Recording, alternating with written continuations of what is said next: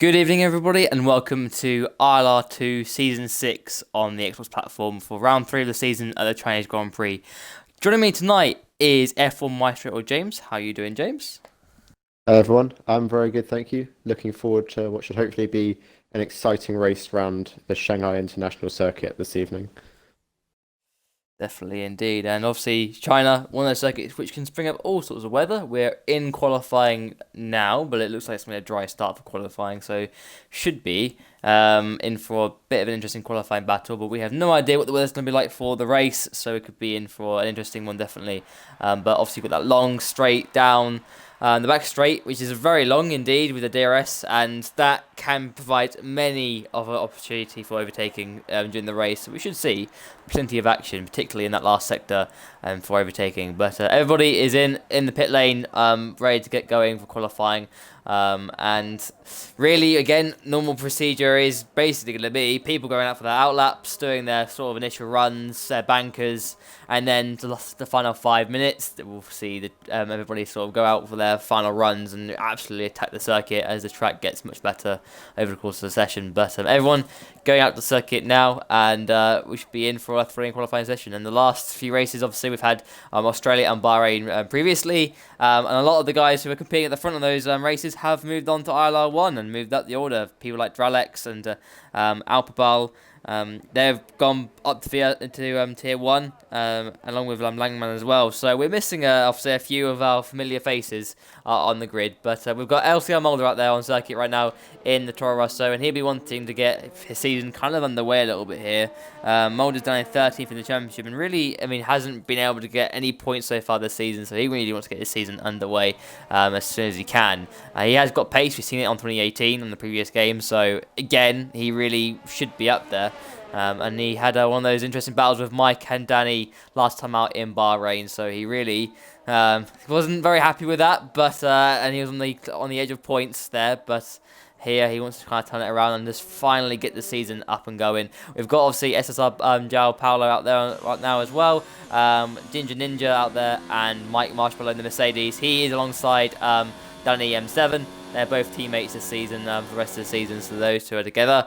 And the partnership that's been going on for a few years as well. They've been teammates before. So, James, let's talk about qualifying. Who's your money on for pole position today?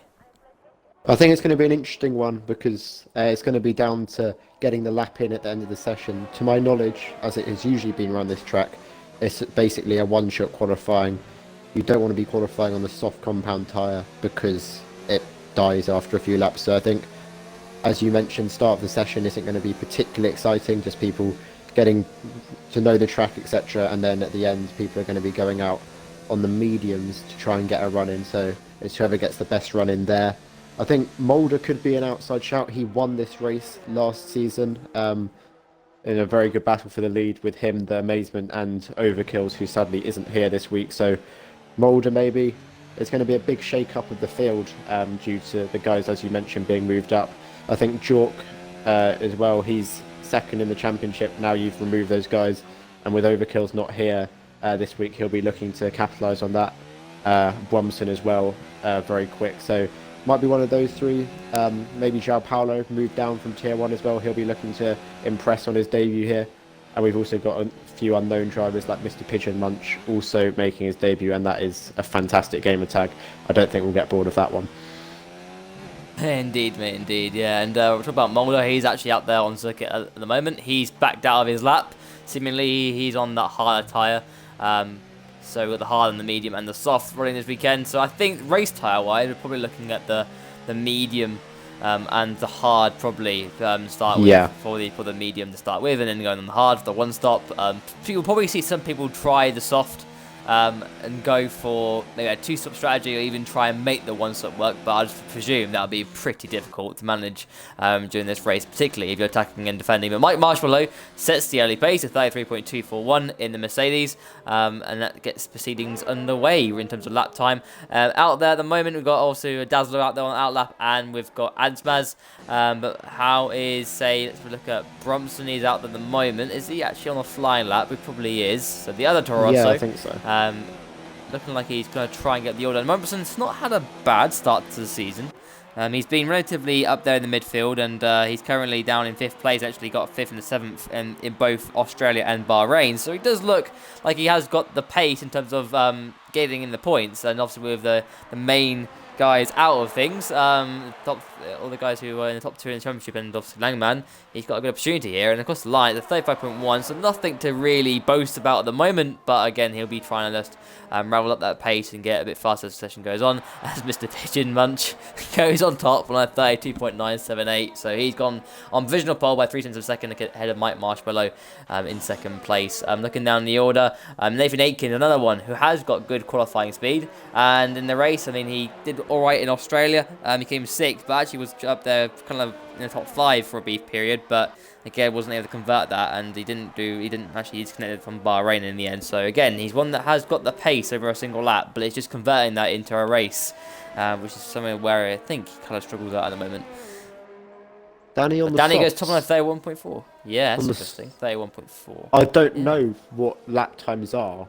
I don't think that's massively quick, but maybe that's just a first lap he's made a mistake somewhere, and he is actually looking to qualify on the softs, which will be interesting. Maybe he thinks he can stretch them to make the soft to hard work. I'd be quite impressed. And Mike Marshmallow actually beat Pigeon Munch's time by 4 thousandths, with Jork less than a tenth behind, and then Mulder only 2 thousandths behind that. So looking pretty close at the top as a yellow in sector 3. We also got Ginger Ninja, who is retired from the session. I believe he crashed out at the final corner that I didn't quite catch yet. But the outside curb on the last corner, very easy to lose it on. We've seen lots of drivers do that in real life. Alex Alwyn did that this year, so could not entirely surprising if that's happened to him. Yeah. Now let's talk about Nathan Aitken. He's actually starting a lap now in the Ferrari. Let's ride on board with the Ferrari driver. He's starting his first full lap of the session. We head into turn 1. It's a very long section. This is a very tight right-hander. It goes on and on and on. And now into this second part of it. He keeps it in 3rd gear and then down in 2nd gear for the left part. Try and get better traction as much as he can. And he's got alright traction out of there. We can see the understairs. You have to wait for the car to rotate through there. And that's your first sector completely done. And now into this right-hander, which is again tricky. He's gone very deep on the brakes, which is not what you want to do. It's really easy to miss your braking point there.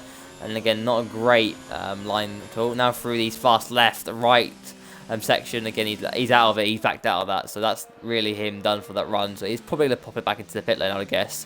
Mr. Pigeon Munch is out there at the moment. He's through the long right-hander before the back straight. He's actually up on his previous best. So he might be able to get up there closer to Mike and maybe split Mike and Danny up.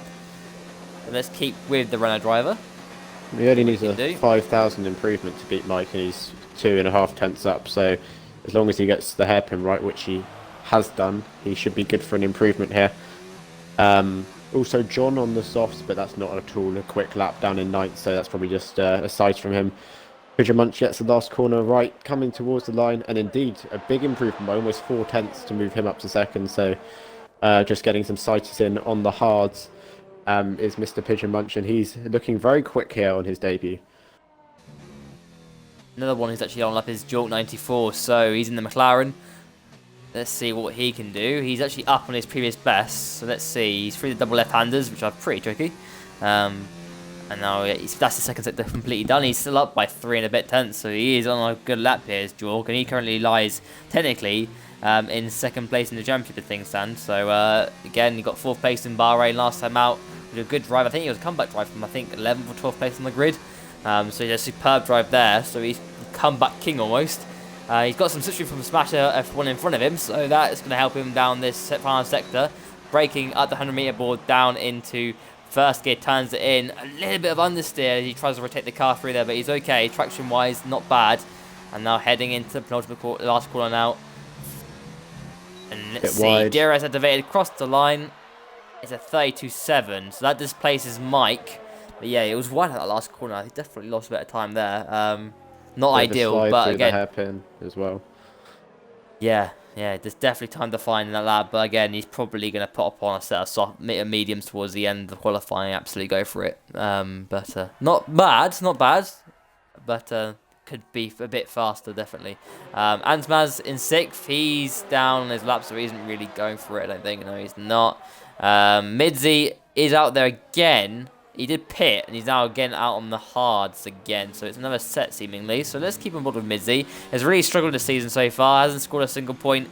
Well, that's down to changing of the controller type, as he's lost the rear end through there. And you know what? It's so easy to do that, particularly on those hards. The hards are not a great tyre on this game at all.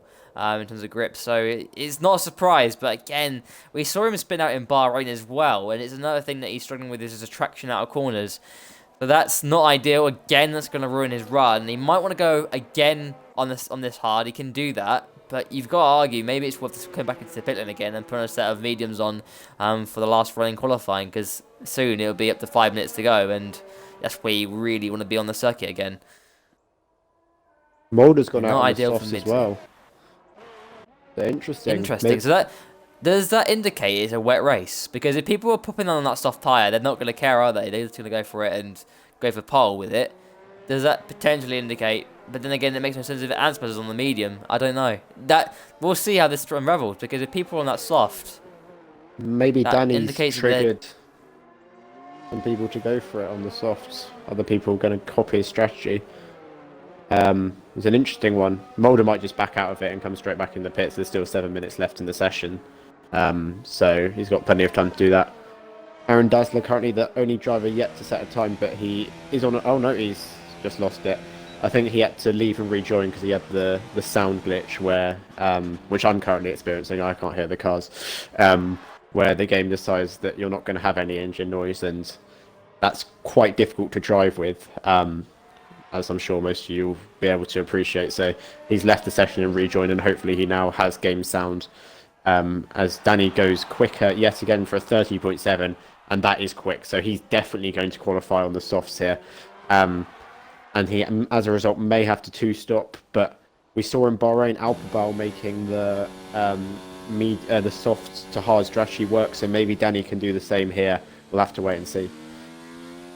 Definitely, yeah. But then again, you could argue that he showed his hand very early, Danny, and whether or not he's got another set of stuffs to go again, that remains to be seen. But he showed his hand very early, and again, the track is getting better and better by the minute as more people are out there. Midzi, he's out there at the moment. He's on that hard still, so he's gone for another lap. He is on an improvement. Not by a lot, though. So it's only by under a tenth he's got an improvement here. So Midzi, down this back straight. He needs a good final sector, really, to climb up the order. But it's looking like he's firmly set on starting on that hard tyre, unless he boxes it in now after this lap, or on this lap, and goes in for a set of softs or a set of medium tyres. Let's see what he does. Does he continue on with this lap? Is he going to continue on? He does continue on, and here he comes around the final corner. Was it going to be for the Williams driver? Across the line, it's only a 33.0, puts him to 6th place. But again, it isn't that quick on that hard tyre. It's not great, and he's going to be under threat from people behind him on the softer compound, so he really needs to probably box it in this lap if he wants to have any chance of going fast towards the end of the session. He has got the time, it just has to be a very fast in lap. But not great by Midzi, and really he probably wants to put it in this lap to try and go fast towards the end of the session. I'll be surprised that is actually his strategy. A lot of people are in the pit lane at this moment in time, final 5 minutes, but people will start going out the circuit, as one of them, LCR Mulder, seems to be going for it, and he's actually gone wide through turn 1. He's lost it. Carry too much speed to that corner, you're going off the circuit. Yeah, he's just pushed too hard, yeah. That's the problem. He's just gone too quick into that corner, and you pay the price when you do that. So that's going to ruin it. It's going to be an extra lap on that tyre that he doesn't need to have, particularly if you're doing a two-stop strategy in this race. You don't really want to be doing that. So, because the early stages on a soft tyre is important in the race, and it's going to ruin things for him in terms of strategy. He's obviously going to be not going fast on this lap. What's João Paulo doing in the Alfa Romeo? He's currently in 11th place. He's on the medium. He's gone out early on the mediums. He's going to give himself at least 2 laps, which is sensible, really, because if you invalidate the first one, you have a second shot. But Mulder hasn't actually set a time on that super soft, so I reckon he's too deep into the hairpin there. That will cost him time. So Mulder will probably come back in and maybe put on a set of mediums. But I'm going to disagree with you. I think that's a decent time from Midzi, who's actually now coming back into the pits on the hards. He's only a tenth off Mike, 2/10 off Jork, and I think the mediums normally take a couple of laps to warm up. So I think that's pretty competitive from Midzi. and he should have time to get a set of mediums on. And if he doesn't invalidate his lap, I reckon he'll be a challenger for maybe top 5 here. We'll see. We'll see how it plans out, maybe.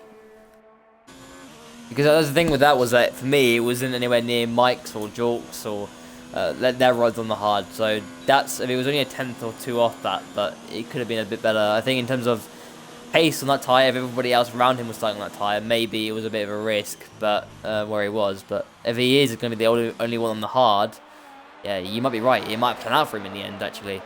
João Paulo is coming through the final corner now, but it's not going to be a big improvement. So he's going to go again. A very good lap at all. No. Oh, he was slower, actually. I think he probably backed out of it, saved the ERS, but smashes on the apex. That's put him off massively there.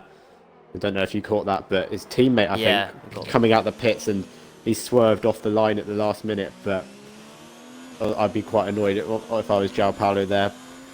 Smasher didn't get in his way as such, but coming into a corner like that, a car swerving across the track is a big distraction. And as you can see, he's down by half a tenth in the first sector, but he's got the hairpin right this time, so if he can put together a tidy sector 2 and 3, he can maybe look to move up the order. Yeah, exactly, mate. The distractions at all in general are annoying in themselves, and just having a car there where you're basically you're preparing to turn into that corner, it's just not great. It's not going to help. So that's not helped.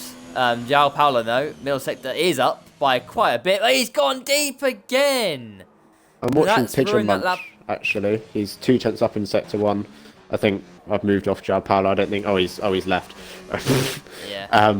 I think Pigeon Munch or Jork maybe who we should be watching for top medium runners. I think Danny's pretty set on pole. He's the only one who's gone on the softs. But we should be looking for that second place, really, which I think is probably going to be the box seat, top medium runner.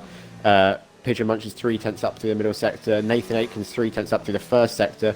Jork's also 3 tenths up through the middle sector. So could be a pretty close battle for pole here. But I think Pigeon Munch is looking good at the moment as he comes down the DRS straight and getting the DRS on now. Not much to do. Just prepare yourself for the heavy braking zone of the hairpin. I think he'll be the first person to complete a lap on the medium tyres as he gets the braking pretty nicely there. Rotates the car in first gear. Yellow flag in sector 3. Probably someone backing off to start a lap as we come towards the final corner. Don't cut or extend. He's nailed that on the power nice and early. Use all the track. DRS runs out of ERS just before the line. It's a 31.9. Jork's coming around the final corner as well. We'll see what he can do. And he backed out of his lap. Yeah, he must have made a mistake somewhere. Antsmaz goes third with it. Also 31.9. Yeah. And all eyes on Nathan Aitken now. He's 7 tenths up through the middle sector. It's looking good. Last corner needs to be nailed here, and you know what? It's not bad. Across the line, it's gonna be a 31.7. That's a good lap. That's front row of the grid with Danny in first place. That is a good lap. Who else can do better? No one else seemingly on an improvement. Jork's out there again. He's 2 tenths up, so he's going for it one more time. He's got eyes on him. Ansmaz is not going faster. Pigeon Munch is not on a lap. Mike's 6 tenths up through the middle. As John goes 5th as well. But not a very good lap Mike from then. So long right hander now. He's navigated through there. This back straight. DRS activated again. Waiting and waiting for the next corner to come up the hairpin as it arises. You want to brake up that 100-meter board as aggressively as you can, but make sure you don't lock up too much. He's down into first gear. He's navigated through there pretty nicely. He's got the good run. Needs a very good last corner. If he can get anywhere near Nathan Aitken's time, would be good. Here he comes. Last corner. A little bit wide. Here he comes across the line. Is a 32.1. Puts him into 5th place. And not bad whatsoever. So what's Jork? Oh no, Jork's only 5 tenths up. It's not going to be good enough unless he has a monster last sector. Final corner's pretty good actually on the power. I reckon he'll be between Mike and Antsmaz, but no. Oh no, he's gone 3rd. Invalidated. 3rd. Amazing last sector from Jordan. Or only very good. 16 thousandths off Nathan Aitken. Yeah. And Bromson only 7th. He'll be disappointed with that. Where's Mulder? Mulder goes 4th, 31.8. And Danny improved again, I think, to a 30.7. Midsey 8th. And I think that's everyone. No, John's on a lap. He's nearly 2 tenths up as he comes down towards the hairpin now. As Antsmaz retires. Decent hairpin from John. Where will 2 tenths put him? Might gain him a couple of places. But if I was him, I'd back out and start 11th, to be honest. it's not going to be worth it for the couple of places unless he has a monster last sector and he's gone 10th. That really wasn't worth it, I don't think, to gain one place. Yeah, because you could have started on that maybe the hard tyre, gone longer into the race. Aaron Dazzler, no time. He must have bossed his lap. Ginger Ninja crashed out, and João Paulo disconnected, I think. I don't know if you can invite people back. I'll try and invite them back. That's qualifying over and done with, and that was a very good qualifying session. And it also indicates to us that it is going to be a dry race or a dry start at least, if people are qualified on that medium tyre. Otherwise, people would have been on that soft tyre. So, but Danny, on pole position, his first pole on F3 19, and probably his first pole for a very long time because he hardly raced on 2018. So congratulations to Danny to take pole position, but he's got everything to do in the race in terms of strategy. So let's run through the classification for qualifying. Danny M7 on pole position for the Chinese Grand Prix ahead of Nathan Aitken on the front row in second place on that medium tyre. Good luck by him. And Jorg in third place, also good luck by him.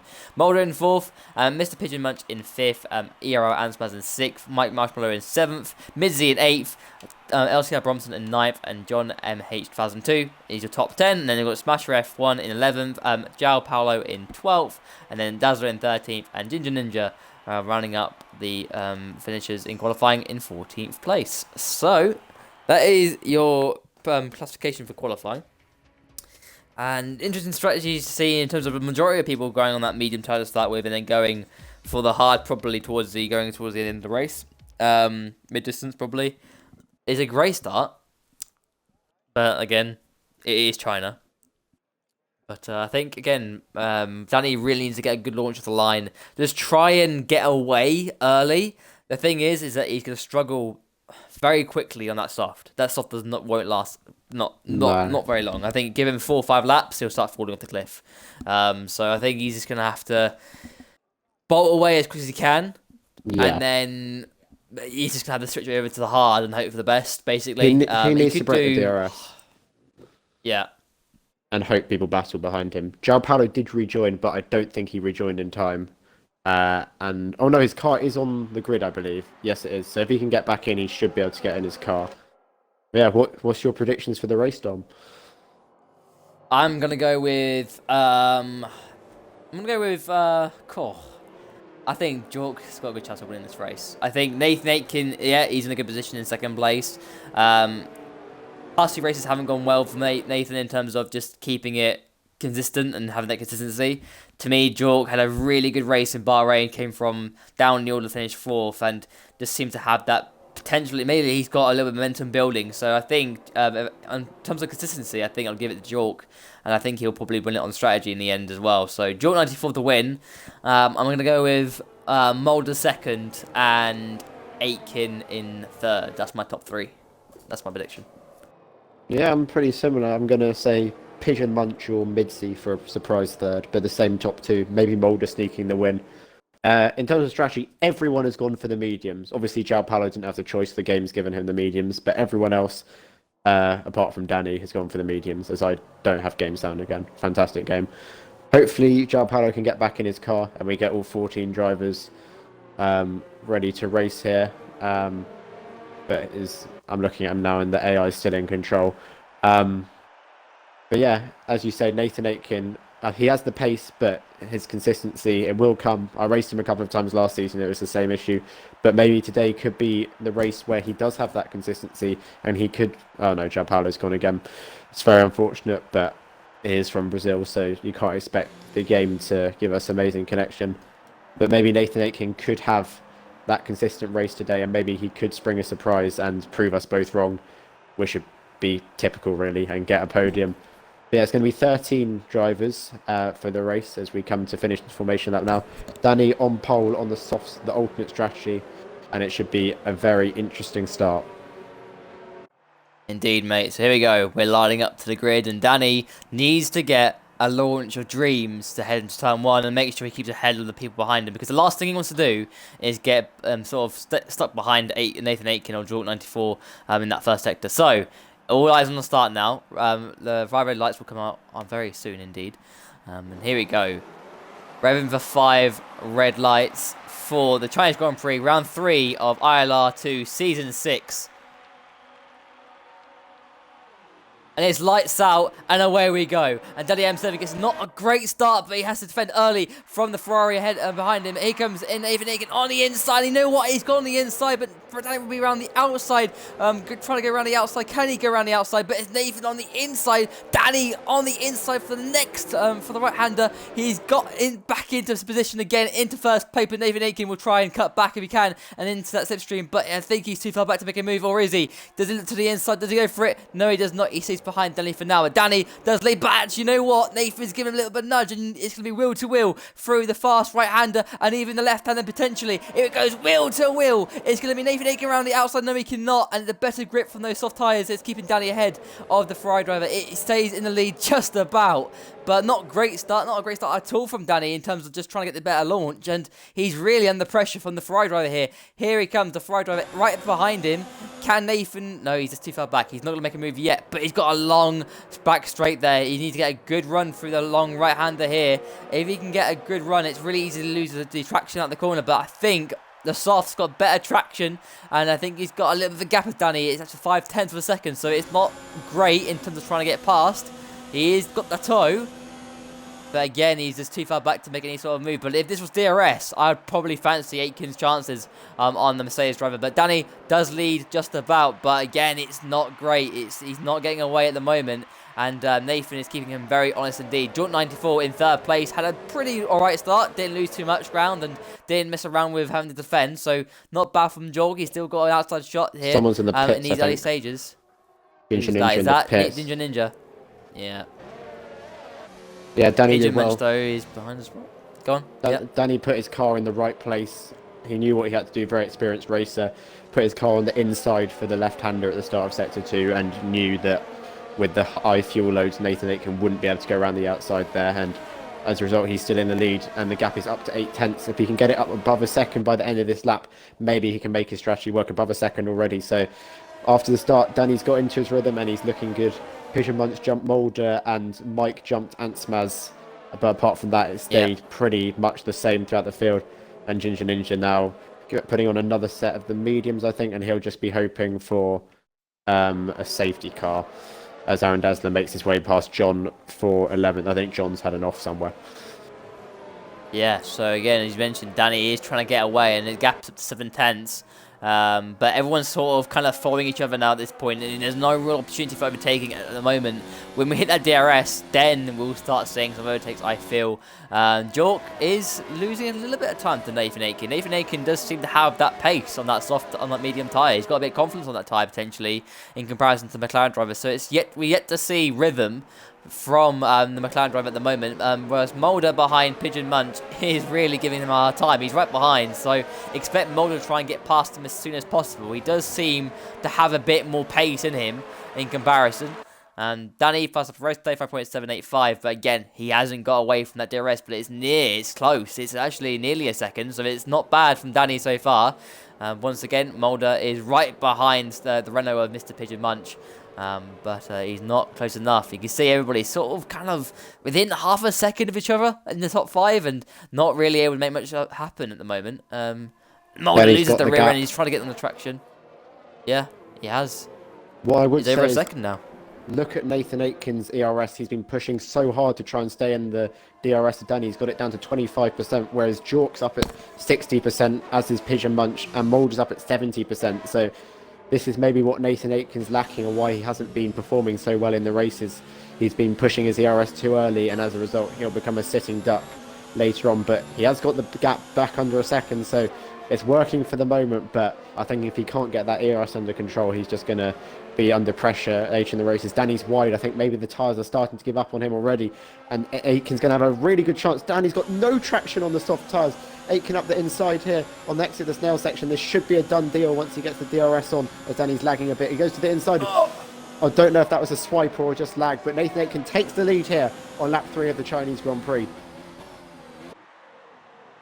Great move, and it was opportunist. Oh, he's on deep. He's gone deep. Here comes Danny again. Has he got the traction? No, he does not. And I think it's time. Really, he might want to box now or maybe later on, because those tyres seemingly are fading. But he will have the DRS on Nathan Aitken. Here comes the counter attack. Has he got enough in turn 1? He's just too far back. I feel no, he's just not close enough. He turned the ERS down. He doesn't want to go for it. just wants to sit behind, I No. think.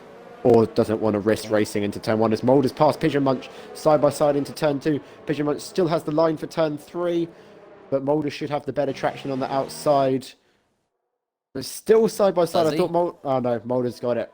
Pigeon Munch backing out there, and Mulder back up into P4 where he started as he goes defensive. Pigeon Munch very late on the brakes, maybe for the cutback, but no, Mulder just squeezes him out onto the curb. No traction there, and a good move from Mulder to get himself back up into P4, but he's now dropped quite far behind the McLaren of Jork and the rest of the top 3.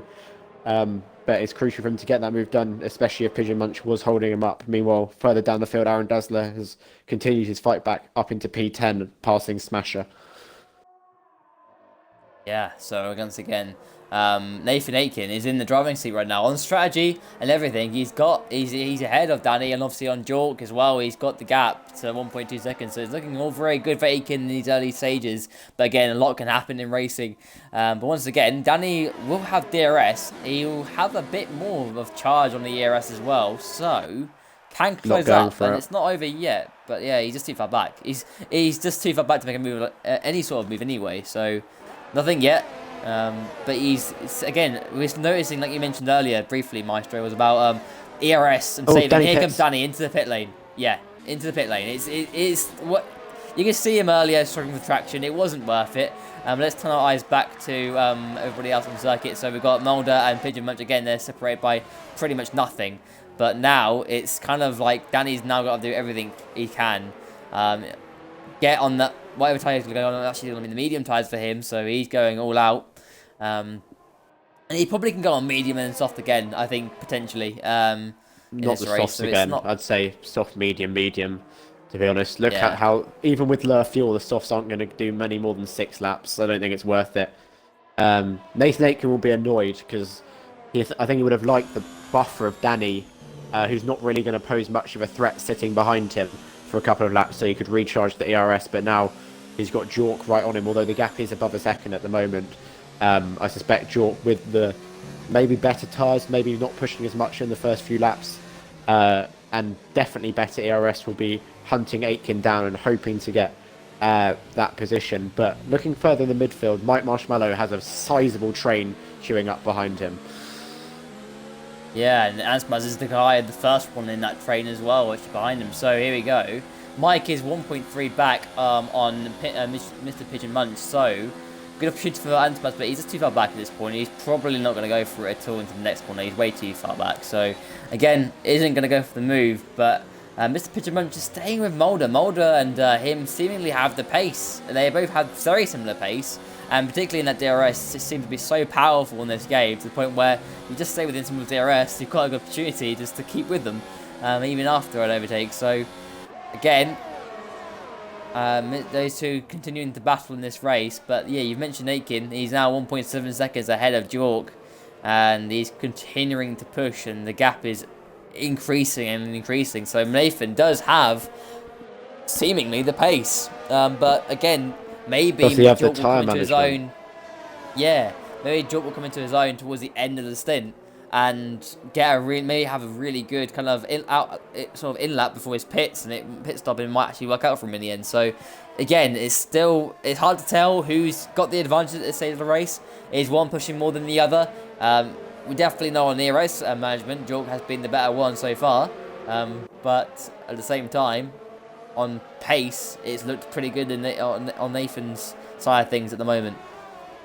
Yeah, I've raced with Jork for years, and he is insane on his tyre management. I remember on 2016 he could do stupid one-stops around some tracks, so that has carried over definitely into 2017 and 2018, and I assume this game is no different. Oh, Ensmith is wide. So he's gone wide out of... but he's going to have a chance on the DRS. Ansmaz goes defensive. Mitzi's gone down to 0 on the ERS, but he's going to be much later on the brakes.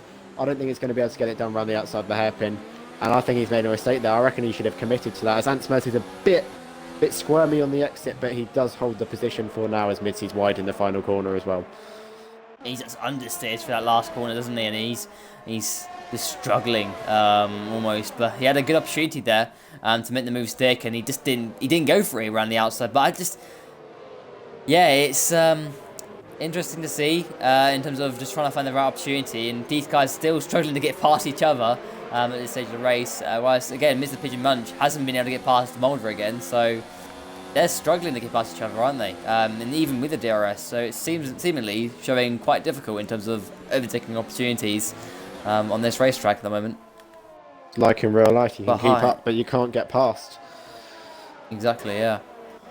I suppose Codemasters have finally gone for realism on this game.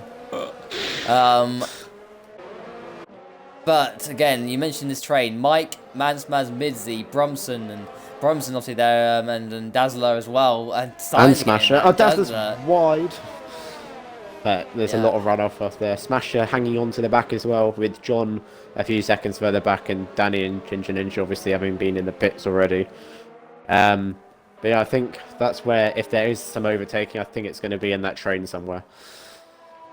Indeed, yeah. And it is a big train. They're all separated by sort of half a second from each other, but because they have DRS on each other, it's not an opportunity, really. We're not having, they're all just stuck in each other's slipstream and DRS. There's just no opportunity. The only one that has an opportunity is Ansmaz. And really, you could argue that maybe Ansmaz is the problem in this train, potentially. He hasn't been able to close up enough on Mike to get a move done. He's the leader of the group behind Mike. So if anyone's going to make a move at the moment, the best person with the best chance, the best opportunity, is going to be Ansmaz. But he just can't get close enough when he needs to be close enough to get past Mike. Again, here, he's closed up. He's within sort of 3/10. It's closer.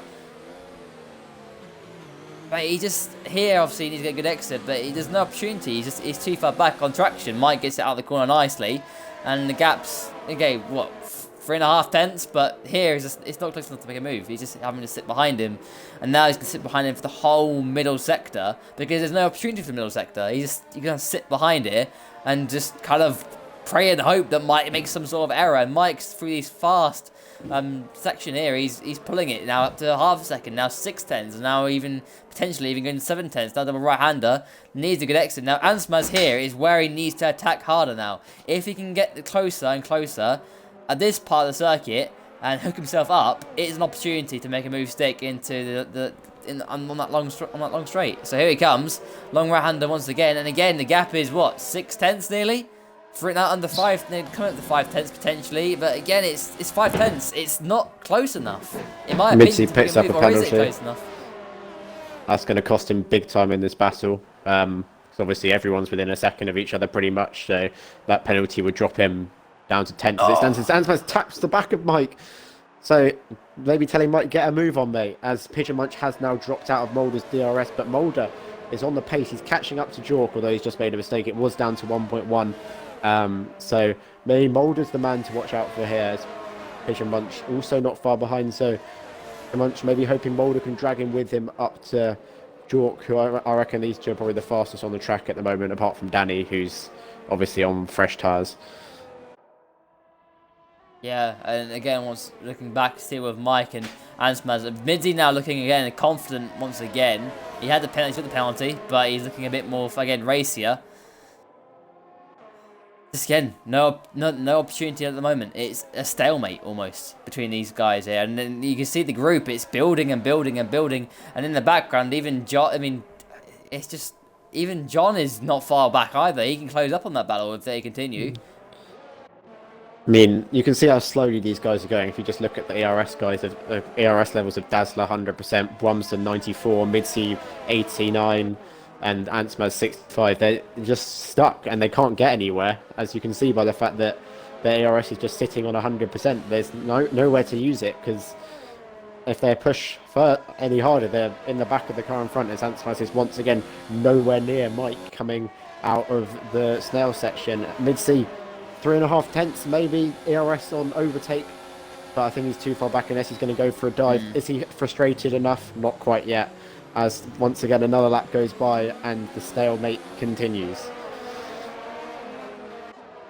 Exactly, it continues. It's a massive ass train, and Mitzi's gone wide through the last corner. As Pigeon Munch in the pits. That's early, isn't it? He's going for the undercut on Mulder, isn't he? So that might force Mulder to respond to that, because he doesn't want to be sat behind Pigeon Munch and delay his progress to Jork. So he's gonna. I think Jork will be okay on the. Jork can go another lap after this. Mulder can't. So really, we might see Mulder respond to that. Jork might get away with just basically staying out for another lap after this, but again, not I reckon ideal they in should be terms of alright. It's the yeah. hard tyre. Like, I think one lap isn't enough because you'll spend the first probably 2 sectors based on previous games getting this tyre, which is awful, up to temperature. So if Mulder pits this lap, I'd say he's okay. But that's interesting. Maybe Pigeon Munch thought, I can't stick with this guy anymore. I have to try something different. Maybe that shows Nathan Aitken is managing his tyres all right, because what's going on? Sorry, I heard Midzi. Midzi just hit the rear of Ansmaz. He's getting frustrated. You know what? I think he might have had a bit of damage there, potentially. He's really understeered, but actually, you know what? I don't think he has. I think he's got an alright run still, which is surprising. So here he comes, DRS, in the slipstream of Ansmaz, using that ERS. He's Not too far close back. enough. He's just too far back again. Ooh, He's going to close go on deep the on the braking. brakes. He got He's attacked. pushing it on the brake. And you know what? He's not got a bad run out of that corner, It's not bad, but he's getting too far back. And now, They both as a Mike pit, so it's Jork released and Mulder Mizzy as in. he goes... Yeah.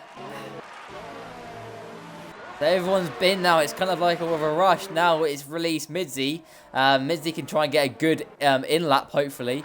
Because obviously, as you mentioned, the hard tyre is going to take a bit of time to really warm up and generate some grip. So this might work out for Midzi. If he can have a good in-lap here, it's going to be all good. But behind him, he's got Aaron Dazzler, who's had a fantastic comeback from the field so far. And he's looking really on the money at the moment. Pigeon You could Munch argue is maybe still he's behind Mulder, but very close. Sorry to interrupt, but Right, very thanks. close on him on what will be presumably warmed up tyres now. So if he can get close through the middle sector, he might have a run into the hairpin at the end of the lap. But I reckon Midzi and Dazzler will be looking for the overcut on Antsmaz and Mike, and maybe Dazzler getting it on Brumston because he's a bit further back in the train. We'll have to wait and see how that unfolds. Meanwhile, Nathan Aitken will probably come in this lap as well, having seen the guys behind him per pit stop. But he's got everything under control at the moment after we were saying he lacked the consistency. As usual, he's gone and proved us wrong, and he's had a fantastic first 11 laps to this race. Mulder's just gone wide out of that the double left-handers, so again he's struggling at the moment on that harder tyre, try and get the gauge almost on them. And that's the thing, he's just getting that rhythm on the tyre. It's such a hard tyre to get that gauge on. But here comes Pigeon Munch. Has he got the run? He's quite far back, but he's got the DRS. Yeah, he's too far back, I feel. He's closing up, but again, he's not close enough to make a move. But again, Mulder will be feeling that pressure. It's unnecessary pressure for him to have, really. He doesn't really want to be involved in the battle with Pigeon Munch, but you could argue Pigeon Munch has got the pace in comparison. He's much more confident at the moment on those tyres. He's made a mess of that last corner, though, and it's not a great exit, so not ideal. As Mizzy's pitted, everyone's pitted now, so let's see. Does Mizzy come out Mike's anywhere gonna be near ahead Mike of him. Marshmallow? Yeah, Mike's ahead. Where is he on the group? As Yeah, is he's behind Ansmaz. Ansmaz again. That didn't work. So he's... No. That's that definitely did not work, because he's now out of DRS and on cold tyres. Nathan Aitken can maintain the lead, and Dazzler, the understeer from Midzi there. Dazzler continues again because he qualified outside the top 10, so he's obviously on fresh mediums. So he's trying to go long here and see what he can do. But yeah, Midzi, unfortunately, right idea, I think. It was worth trying it because nothing was working on track, but he's not pulled it off. But Smasher has actually made it work because he's jumped Brumson, and he was a couple of seconds behind Brumson. So Brumson's either got held in the pits or had a horrendous outlap there because Smasher jumps up to what will be a net 9th, I think, maybe. Yeah. Smasher did what Midzi couldn't. Exactly. I think, yeah, I do agree. It probably was the right move for Midzi. Just roll the dice on it. I think it was such a stalemate at that point. And I still even think that maybe Midzi will be able to catch back up again because these two, Mike and Ansmaz, Mike's pulling the gap when he needs to pull the gap to protect himself from the DRS. I mean, Ansmaz hasn't DRS this time round. It's within 5/10. Is it enough? Well, I don't think it is. It's definitely not enough because it's coming up too quick. So, again, I do think he can close up again, but it's just going to be the same situation once again. If Ansmaz can't make the move stick on Mike now, he's never going to do it, I don't think. That's the problem. Mulder, fast off the race, 5.2, so he's pushing on that hard. He's looking pretty good on them. That's so far. looking good here on the overcut. I think he might jump Midzi here, actually. No, not quite. but he also jumps Brumson. So Brumson's had a I think he shocker got there. held. Lost 2 places. Yeah, Yeah. must have done. Oh, him and Mulder, did they pit on the same lap? That could explain Yeah. it. Yeah, So. it's unfortunate. But Mulder did just set the fast lap, as you mentioned, so his pace is good, and he has dropped Pigeon Munch from his DRS, and he's going to get on the march after Jordan and Nathan Aitken, and maybe try and win this race for the 2nd season in a row.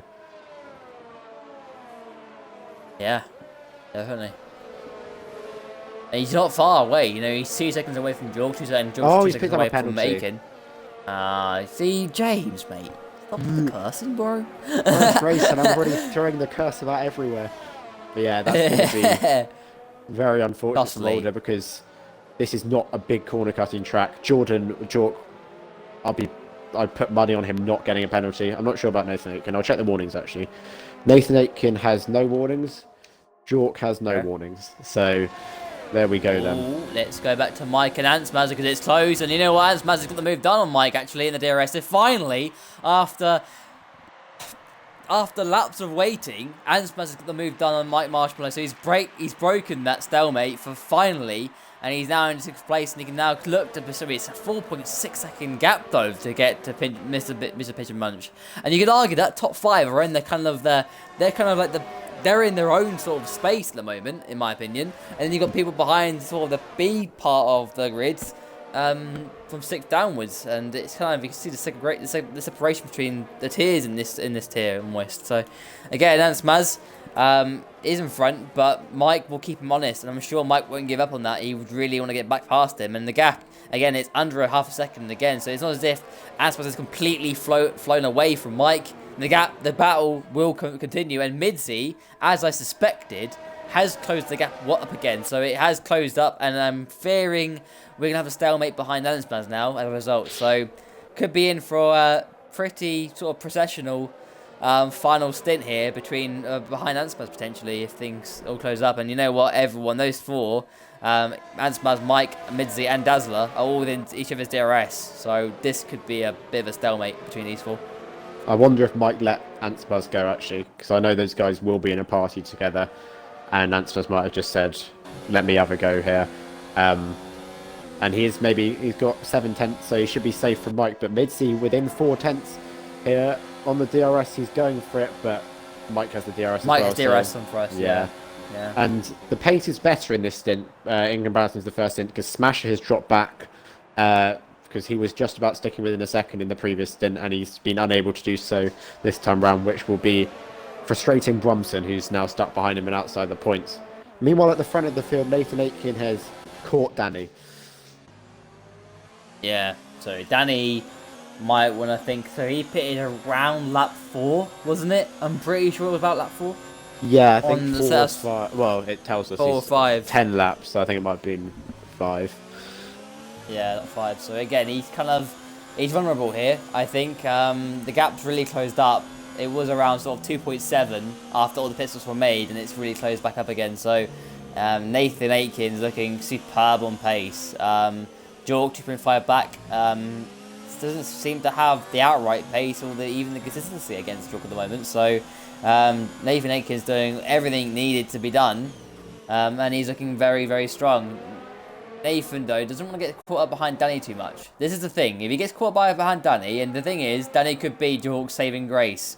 Because if Danny decides to battle Nathan Aitken, which I believe he probably might want to, because Danny loves the battle. He'll battle him. Yeah. He's going to do it. And the thing is, oh, it's close. You know what? Here he comes. On the inside. That's so late on the defence.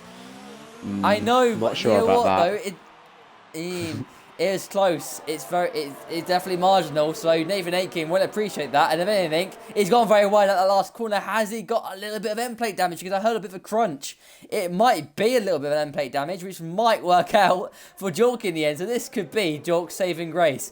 Nathan Aitken needs to get past Danny M7, and he needs to do it quick. Danny isn't going to let him through, because Danny's got his own strategy to think about, and he's got to be thinking about the next stint on his next set of medium tyres, which probably will be a set of medium tyres he'll choose. Yeah. So, and at the moment, it's too early for Danny to pit. I think lap 17 he could do it Or he could pit now at lap 16. No, But he could go now. no, Yeah. again, yeah, you can do it now. But again, Nathan Aitken is stuck behind, and maybe he hasn't got any wing damage. He's okay because the gap's now back up to 2.5 to him to Jork. So the crunch didn't do anything. It looks pretty planted. But he'd be getting a little bit impatient. He doesn't want to be stuck behind here too long. So there he goes through this long right-hander. Be going to be careful on the throttle. Don't want to be too. You don't want to get up. Don't want to wheel spin out it too much. The gap again under 410. So this is a good opportunity for the Fry driver once again. So here he comes, Slipstream, DRS, and the ERS. Going to use the amount of energy he has got left as the yellow flags are 62. He's closing and closing and closing on Danny here. Here he comes. Is he going to move on the inside? He's going to go for on the inside. Yes, he will on the inside. And Danny tries to cut back on him instead. But you know what? It's a great move by the Ferrari driver. He's got that one done. Danny, does he come to the pit lane yesterday? Yes, he does. He comes into the pit lane. So there you go. Perfect time for Danny M7. Doesn't get held up anymore. He doesn't want to battle away from them too much. And Nathan Aitken gets released and on his way for the final 11 laps of this race for him. And he's looking in great shape to win this race at the end of the day. So great job by him. And Danny M7 is dropping down the order. Where is he going to end up? Let's see. He's going to be quite down the order. He might even be behind Smasher and even Brumson. But he's going to be a long way out, actually, isn't he? He's going to be a long way out. He's got everything to do on that medium tyre, Danny, to get anywhere near the points. He's going to be, what, 6? He's sort of 7 seconds outside the points now. But Brumson, close behind Smasher. 4/10 separating the two. And we've obviously got Mike and Midzi there close together. And so is Anspaz. Those three have. Aaron does sort of drop back from those three. A tiny bit. It's outside the DRS. Ninja and John, John's back into the pit lane. Yeah, that was the yellow flag. He spun at the end of sector 2 and damaged his front wing. So that's his race over pretty much. But Danny should get the fastest lap. And if he can get himself into the points, does he get a point for that? Is that in the rules this season? Or has that not been... I don't believe it is. Well, he should get the fastest lap anyway, which is good. But Nathan Aitken, that's worked out pretty well for him because the gap to Jork, is still 2.7 seconds. And that's pretty much as it was before. Mulder 2.5 back. If Aitken just keeps his tyres under control for the remaining 11 laps of this race, he's looking in a very strong position. Pigeon Muncher's dropped back as well. So it's this battle once again for fifth. As Anspaz has lost it. Sliding through the hairpin, knocking up the rears presumably, but Mike hasn't been able to capitalise as much as he maybe should have done there. Maybe he's happy to just sit behind the racing point here. But yeah, this is where the battling is, and hopefully we'll see some moves in the last 10 laps. Yeah, again, you see how possessional it is, though. These three, I mean, Midzi's looking strong through the first couple of corners, but again, not able to make a move stick. And I think that's been good for Midzi. Midzi's been strong in that first sector, but everywhere else, I think the last sector's not been great for him in comparison. But again, it's professional. It's processional between these four now. I think we've seen it. Aspas has got in front of Mike, and now the same situation applies. Mike, I mean, Aspas hasn't completely got away from Mike, and Mike stayed within the DRS zone.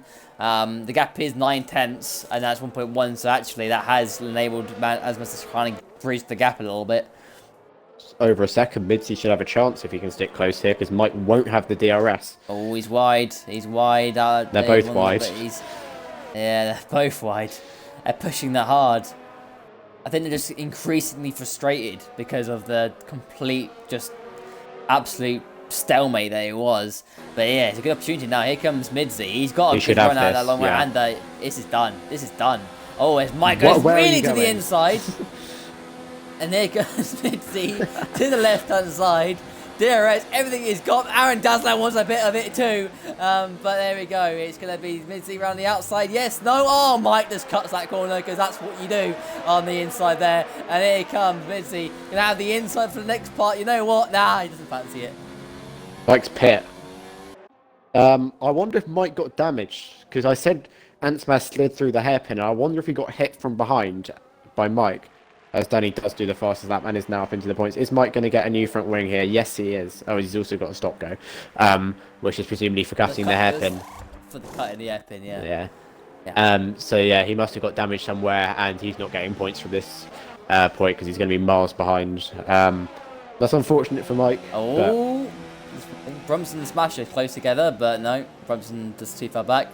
Brumson's been kind of pushing Smasher pretty hard, actually, so these two continued the battle for the last few laps. But going back to that, again, that battle with Mike, close. That was really, really close, and Spence was very hard, very firm.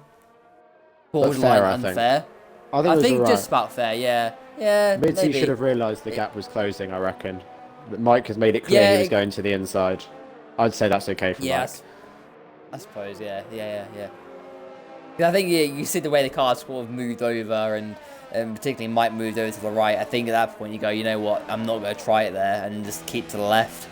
But yeah, it worked out for Midzi in the end, really. I mean, it wasn't necessary. But one person who'd really want to get a move done on Midzi is Aaron Dazzler, because you know what, he's close here. But he's too far back into the hairpin, so going to sit behind him for now. But Bromson's pass, Dazzler he's gone too deep.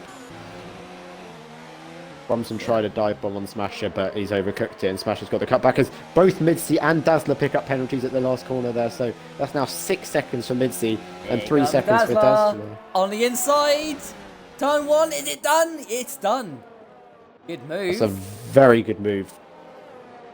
But yeah, he now has 3 seconds hanging over him. Midzi was 6 seconds hanging over him, so Midzi's going to finish 10th here because no one else behind him has penalties. As Smasher still holds off Bromson, he'll be getting very, very frustrated. Great defensive though. Smasher's been fine on defense. You could argue that he's just doing what he needs to do. He's like, what? As Bromson really struggles on throttle. You know, he's used that first gear and short shifted to hell. To get their front end in, he just lost so much ground there, and Bromson again will be, as you said, will be just getting ever more high rate behind him. He just wants to get a move on. Again, he's still got a chance of good points here. Yeah, and he's on the medium, a fast tyre. He's gonna really make mincemeat at the moment. He's close. He was so far back on those guys as well. He's closed up so quick. So is this game on for Danny here. Danny could even pick up even up to 7th place, maybe even 6th if things work out well for him. So it's not looking too bad for Danny with 8 laps to go.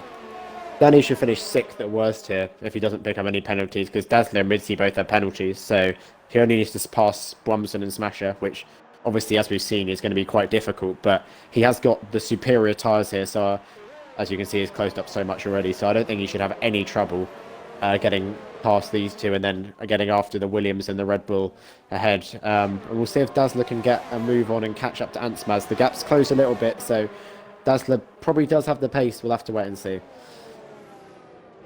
Definitely, yeah. And also, you could argue maybe it's even an outside shot for Danny to get 5th place, maybe. I mean, it's plenty of laps to go, but he does need to get far past this traffic as much as he can, because he is definitely the fastest guy here. Slow. And he's got so much traction. It's done. This is done. Round the outside, you can see how much better grip he has. Bromson won't even bother, but Danny's gone deep. Danny's gone very deep, but he'll have the better traction at the sort of the wider line in the end, and he's got into 9th place. Next up is Smasher F1. He should be mincemeat as well. So Danny is he's cutting through the meat here. He's doing a good job. Needs a good run through these double left-handers. Set himself up. DRS, I don't think Smasher will have DRS on the guys ahead of him, so this is a good opportunity to avoid any sort of stalemate, because Smasher's got a 1.4 second gap to Midzi ahead of him, so this is prime time for Danny. He needs a good exit through the long right-hander here. Careful on the throttle. No. He's not careful on the throttle, because you know what? Let's Tokyo drift it through there instead and get a not a good exit. He might still have a good chance, to be honest. Yeah, it's not a bad run, to be fair. Here he comes, DRS. The ERS not looking great. Here he comes, and to the inside, and it's done. That's it. Superb move by Danny, and nothing that the Smasher can even do back on it. He can't get back on him, no, but not the traction he needs, and Danny in 8th place, so it's great stuff. Danny is cutting through the field nicely. Next up is Midzi, he's 1.7 seconds ahead, and I'm sure he can cut that down as well. So looking superb for Danny M7 for a very good points finish in this race. Smash had no ERS either, so his ERS was on 0%, which is presumably as a result of him defending from Bromson for so long, so easy move for Danny there. As Dazzler, as predicted, has caught up to Ansmaz, so this will get pretty tasty later on in the lap. Meanwhile, on the front of the field, Nathan Aitken has got the gap up to 3.5 seconds. Incredible drive from the Ferrari driver today, as I think John's given up at the back. He's onto the soft tyres going for the fastest lap. We may also get a battle down the field between Mike and Ginger Ninja for 11th, but I think 5th place between Ansmaz, Dazzler, Midzi and Danny fast approaching is where we want to be focusing our attention, as Dazzler's very wide out of that left-hander. You need to do that. It's continuous. That it's. I mean, I don't think he's picking up any warnings from it, but he must be. I mean, and again, you don't. Yeah, it's not a great advantage doing it. You do gain, but I don't. At the same time, I don't think you gain that much. To be fair, He's picked up 2 warnings last lap, so he probably has. Yeah, he probably has. Yeah. Look at that, he's closing up again. Ansmaz's ERS not looking great, is it? 14% in comparison, so that's where it really does is closing up, is in that ERS. Danny hasn't closed up as much as he'd like to on this lap, I feel. I personally feel anyway. And the gap's 1.6, but you could argue that's probably the DRS deployment that's probably helping the 3 ahead of him just kind of keep him at bay for now, but you're going to see Danny close in quick. Yeah. As Bromston might have finally got the move done on Smasher, and yeah, he has. So that's been 10 laps plus in the making, pretty much. But he's finally got it done, but it has ruined, because he was ahead of Dazzler, or near Dazzler at least, before the pit stops. So, and now he's got 2 cars between them. So it's unfortunate for Bromston, but these things happen. But look also at Dazzler right over the rear. He's got 2 lap fresher tyres, and I think those will come into their own on the last few laps of this race. Looking good, definitely. And you could argue that maybe Danny's advantage on the medium is starting to wear off. I mean, the tyres are 6 laps old, and yeah, obviously they're fresh, yes, but obviously as the laps go on, they're going to start losing their edge. In comparison to the hard tyre. So Dazzler might look good, but I do think that still is looking very good for Danny in terms of things. Danny now within half a second of Midzi now, so this is a good opportunity. Look at this train. They're all going to the right hand side. Asmas tries to just break the DRS, but you know what? It's no use, because Dazzler is closing, goes to the left hand side, and that is done. I feel it's done, or is it done? Because here comes the Racing Point on the inside. The gap's closed, but it's going to be the Red Bull with the better exit on the left hand side. Around the outside, going to have the inside for the last corner, but the Racing Point will try and stick it around the outside. You know what? It's not going to work. Surely not, because he's going to advantage. You know what? It continues to keep on the throttle through there. He'll have the DRS. Mitzi's going to have a look as well. 3 wide. Oh, it's too close. Mitzi's gone. He's gone round, and that's that done for Midzi. He's going to be... That was too much, but look at that. Dazzler's going to go around the outside. Is he around the outside? Ansmas defends so well. Brilliant defense by Ansmas. He keeps in front of the Red Bull driver just about, but here comes Ansmas. Dazzler to the left-hand side, round the outside on the next corner. Getting around the outside, no we cannot. And the Racing Point forces him off to the curb. And there we go. Ansmas stays in 5th place. It's a great battle between Dazzler and Ansmas for now. And Ansmas is putting this car where he needs to be putting it. It's great defending. But Danny M7 is in amongst it too, and he's looking for it. He's cleared, technically, he's got lucky with clearing one car. Midzi obviously going off. So this is it for Danny. It's 6th place is going to be his result probably at the end. But he really wants to get maybe ahead of Dazzler so he can attack Ansmas so he can get the 5th. That's what he wants. So here he comes. Now, he's got a good run. You know what? Not a bad run from Danny here. And his ERS probably not bad, but Dazzler's got 90% of ERS. He's looking so good. Ansmas is looking very vulnerable because there's only 10% of ERS. Dazzler's going to try it. No, he's not. Surely around the outside. No, he won't. He'll try and cut back. Yes, no, he won't. He'll go too deep instead. And Danny will get the better exit instead. Danny's going to be on to 6th place. Surely it's done. It is done. Danny's into 6th place. And now it's going to be Ansmas up the road for him. So Danny has got that move done. He took the opportunity once he had it on the fresher mediums. And he's into 6th place. 5th place is definitely up for grabs for Danny now on the fresher tyres. Ansmas is going to be struggling so much. And on ERS alone, Danny is just so much better on ERS at the moment as well. So here comes Danny. He wants to get this move done as soon as he can because he knows behind Aaron Dazzler has the pace. He's going to let him go as well. And here comes, yeah, it's done. That's it. He's let him go. Yeah, there you go. I'm clapping it up for no reason. So there you go, Danny into 5th place. As look at this, look at the rear end of Ansmas. He's just struggling with traction now. So it's released Danny. Danny's off. He can do his own, get away, break the DRS. Ideally, Ansmas wants to keep within DRS of Danny M7 so he can defend against Aaron Dazzler. But again, Aaron Dazzler's so close now through the double left-handers. He's gone so wide again. I mean, that's a great line through It's not there. gaining him time. He lost a tenth there, No. but his ERS is on 100% here. But I think Ansmaz may be all right if he gets a good exit because he will also have the and Dazzler's done some drifting, so Ansmaz will definitely be all right. Meanwhile, Mike did get past Ginger Ninja for 11th. Not that means anything, but it's quite an interesting battle whilst it was all kicking off with Midseat and Dazzler and Danny up in the points. Mulder's also closing on Jork, but it's going to be too little too late. Yeah. Bear in mind, Mulder also has a penalty, doesn't he? So. Oh yeah, he does. Yeah. Good work out. Yeah. But again, that's Maz's stuck with Danny. Danny hasn't broken the DRS, and Midseat picks up a third Danny, penalty. Yeah. So that's. I mean, he's still going to be 10th no matter what, I think. But just need to be keeping that clean. But Danny again hasn't broken away. He's almost kind of helping Ansmaz here in terms of just keeping defense of Dazzler again, looking like he's got a better run here. It's a good opportunity. He goes to the left-hand side. Does he switch back to the in? No, he does not. He goes around the outside instead. Gonna go around the outside. Racing Point on the inside. Red Bull around the outside. Is the better line? Is it better traction though through the fast left-hander? Is the Racing Point around the outside? He does keep it stuck about. Ansmaz stays in front of Aaron Dazzler just about in the end.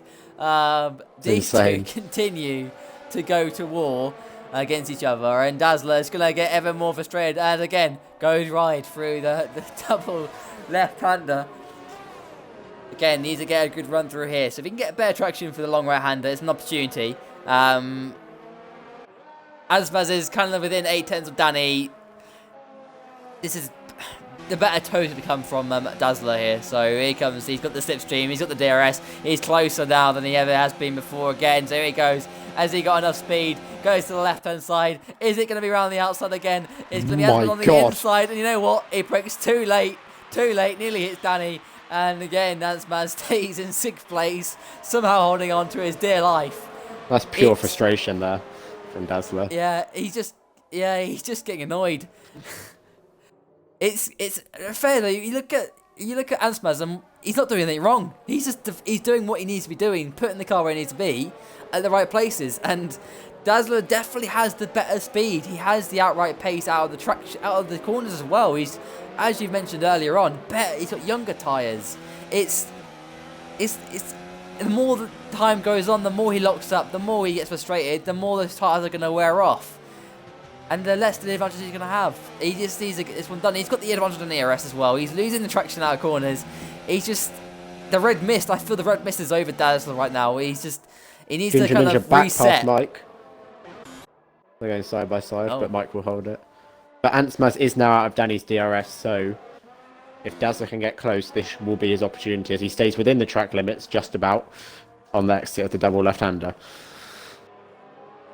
Yeah, this is now the opportunity. It's got to be done now. Surely. There he goes. Long right-hander again. Needs the traction. Has he got the traction in the Red Bull? He's a little bit oversteery through there, but he's gone really wide there too. But you know what? It's fine. I think the ERS is going to carry him here. ERS, DRS, everything he's got. Going to use the fuel as well. Here goes to the left-hand side. It's done, surely now. Is it done? Yes, no, it's no. As close to the inside, again on the inside. It's wheel to wheel. And you know what? The Red Bull's around the outside. Going to have the inside for the last corner. It's who's got the better line. Is Aspas going to go, you know what, mate? I'm going to go around the outside and go off the circuit and keep the throttle on it. You know what? He is going to keep the throttle on it, and you know what? He's kept on it. He has got the DRS, and Dazzler is going to try around the outside. Yes, still no. No, he can't go around the outside. They're going to cut back on him. Yes, no, no, he can't. So here we go. It's the Racing Point. He keeps in front of the Red Bull driver in the end. Again, here comes the better traction. Has he got enough? No, I don't think the exit was good enough. He's also got the fuel light on, and whereas Ansbaz doesn't. Yes, so no. Ansbaz has more fuel at his disposal. Ginger Ninja and Mike continue to battle. Ginger Ninja around the outside. Mike's chucked it in up the inside and he's punted him off. Hopefully Mike gives that place up. Let's go back to Nathan Aitken though, because he is running up his race, and we haven't seen him for the past, really, the stint after he pitted. That's the last time we saw him, and it's been a great drive for Nathan Aitken. We were wrong. I'll admit I was wrong. and we didn't think he had a consistency in comparison. We thought Jork would be the one to win this race on consistency, but Nathan Aitken has finally hooked things up in ILR Tier 2. He's joined up towards the end of last season, and he had the pace over qualifying, but today he's hooked it up in qualifying and in the race. Final corner, Nathan Aitken wins in China to take his first victory here of the season. Jork 94 comes in a superb second place ahead of Mulder in third place. He'll take that. Mr. Pigeon Munch, I think he'll be reasonably satisfied with fourth place. He's right in that battle. He dropped back a little bit towards the end, but comes home for a fantastic fourth place with 12 points on the board. Danny M7 did a two-stop strategy, and you know what? I think it worked out pretty well in the end. Fifth place for him. Ansmaz in sixth place. Keeps it in front, just about ahead of Dazzler, who got penalties. Brumpson in seventh in the end. Kept, he was stuck behind Smasher for a lot of that race, and is rewarded Mike for passes seventh place. Ginger Ninja for 11th. There we go. Well done, Mike. And there we go. Ginger Ninja goes for the cutback. It'll be side by side, but Mike should hold on to 11th place and no points. But good battle nonetheless. Dazzler's left the session. He's frustrated, and wow, it was an entertaining race, that one. Definitely was. It was a bit processional in the first stint, and it was like, oh come on guys, let's get the racing going, and it finally got going in the second stint of the race. So I thoroughly enjoyed that race towards the end. And great battle between Dazzler and Ansmaz. I'm sure Dazzler's not very happy at all with that. But I don't see much wrong with what Ansmaz did in the end. I think he pretty much outraced him. That's my opinion on it. But if Dazzler isn't happy, I'm sure we'll see something in the stewards later on. But there's your winner. Nathan Aitken controlled the Chinese Grand Prix. Did what he had to do. He put Danny under pressure in the early stages, but kept his head, made the right calls, made the right overtakes at the right times, and he has won this race finally, and it's hooked up for him. So Nathan Aitken wins the Chinese Grand Prix, and Jork in 94 in second place. LCR Mulder in third is your podium. There's your top three. Mitch Pigeon Munch in fourth, Danny M7 in fifth, Era Ansmaz in sixth, and LCR Brompson in seventh place. Smasher eighth, and Dazzler in ninth in the end on penalties, so he won't be very happy with that. And Midzi in 10th place. He obviously was involved in that battle at the end, and it went wrong for him in the end. Mike Marshall outside the points in 11th place ahead of Ginger Ninja in 12th, and John MH has pretty much given up on that race, trying to go for fast lap, and SSR João Paulo obviously left kind of earlier in the race. But there you go, that's your classification for the Chinese Grand Prix, and we'll get your top three into the party. Yeah, very entertaining race. I think, as you said, I agree with you. Ansmaz did nothing wrong. Dazzler didn't, and that's why Ansmaz has finished fifth and Dazzler finished ninth. Midzi also picking up his first point of the season, but he'll probably be a bit disappointed because it could have been a lot more. Nathan Aitken gets my driver of the day. You'll probably agree with me on that. Did prove us, the doubters, the commentators wrong, and did a fantastically controlled drive to take the win. Standout performance for me. Definitely, yeah. I'll try and get into the party if I can. From memory, Mulder doesn't speak, I think, seems to recall.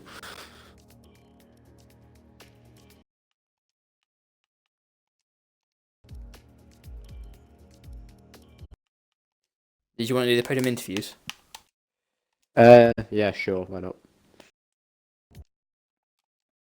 I'll try and get Nathan then as well.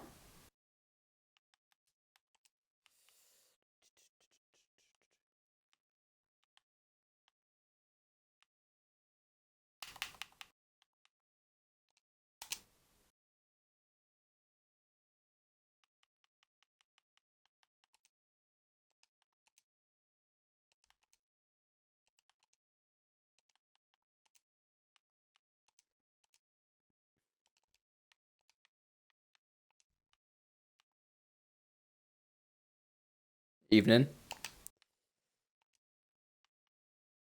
Evening. Well done, Jordan. Again, don't expect Mulder to join. I'll try Nathan. He doesn't speak, even if he does join. He doesn't speak, so it's not worth I think he types a message in the chat and you read it out. I think from what happened last season. I don't know if Nathan Brian more time.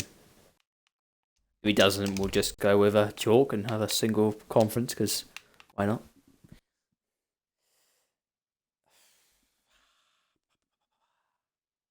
We'll give it a minute, and then if I'll we just okay, I'll do. Hi, mate. no, we're all There we here. go. There we go. Remember to include audio, guys.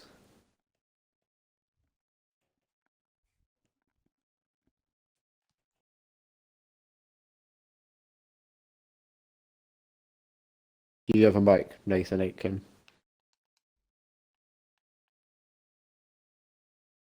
I'm gonna go with a no. If Yeah. you don't have a mic, just I've put it got a in the mic, yeah. party chat. Oh, you I've got a got a mic. mic, Sick. yeah. Have you Um, pressed include audio in the broadcast Yeah, on the party yeah. set? All right. I think we're ready to go then. So, Mulder, do you want to put your review of the race in the party chat, and then we'll read it out at the end? so Cool. Nathan Aitken, congratulations on the win, your first win in this tier. How do you go about it? You seem to be pretty aggressive at the start. Did you see it as crucial to get past Danny at an Yeah. early stage? Yeah, I felt like I had to get past Danny as soon as I could because I knew his tyres were going to end up going off eventually. So I felt like that was crucial because I didn't want the guys behind me keeping up. If you will, say that. Yeah. So after you did get past him, what was your plan of action? Was it just keep the guys behind out of DRS and drive your own race, Yeah, or did you have something yeah. more substantial than that? I just try to keep the guys out of DRS. That was all, and then just keep building on for it and try to keep going faster each lap.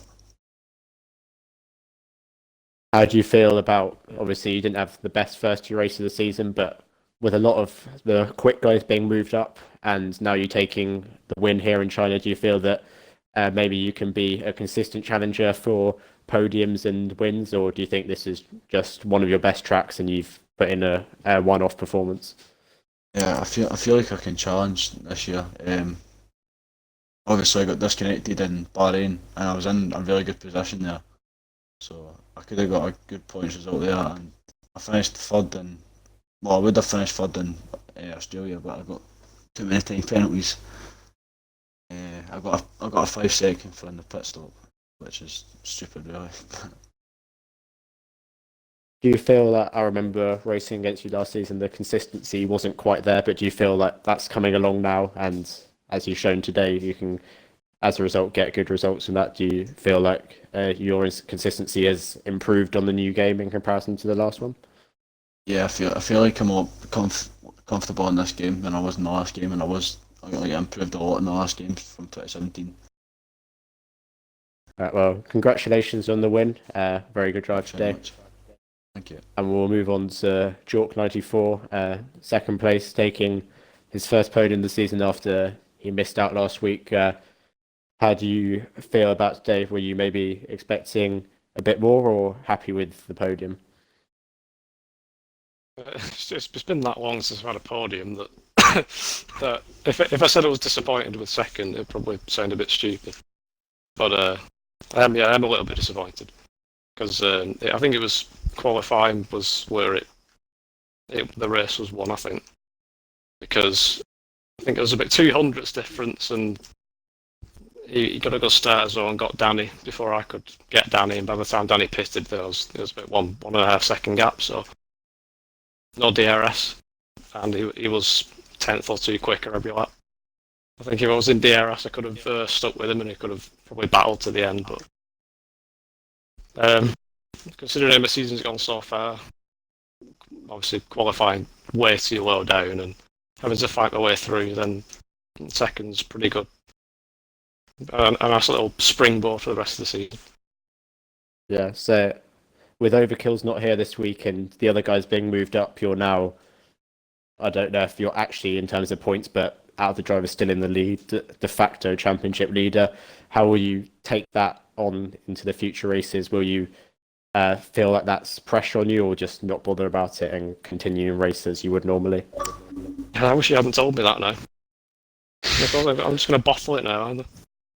But I'm not really thinking about the championship. I just want to win a race. It's been I think it's been 2 years since I won a race. I thought this would be a good chance, and it was a good chance because I was only 4 seconds off, but I just wasn't quite quick enough today to get the win.